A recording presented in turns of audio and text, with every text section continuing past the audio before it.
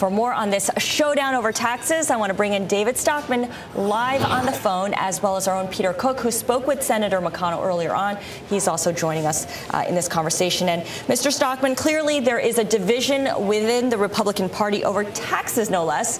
Why are you saying we need to let those tax cuts expire? Well, I think because we've tried to cut spending for 30 years. That's where we started with Reagan in the early 1980s. Made a small amount of progress. Within a few years, it was all rolled back. Now here we are, decades later. We haven't reformed Social Security. We haven't put a means test on the big entitlements. We haven't gotten rid of things which are really outrageous, like farm subsidies. We've continued to grow programs like federal aid to education and so forth. So what I'm saying is the Republicans have talked a good game for 30 years about cutting spending, but the record shows that they have no intention of cutting anything.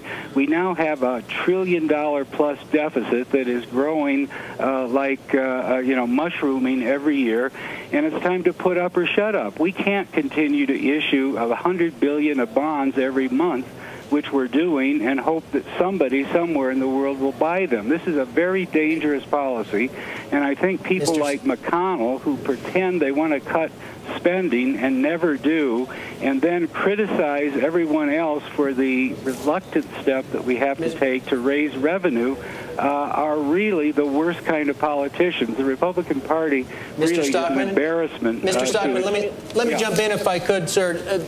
Don't you at least have to acknowledge that there is a great risk at a time of recession, a struggling U.S. economy, that a tax increase right now does pose some peril for the U.S. economy, whether the suggestion comes from Mitch McConnell or anyone else? I don't think it does. And on the top 1%, people over $250,000 a year, is our economy so weak that if we don't borrow money in order to give them a tax break, the economy is going to fall apart? I think that's Keynesian thinking, and I don't think it's correct. We have to deal with our public debt. We have to deal with our solvency problem. If it slows down the economy, so be it, because we have a huge problem.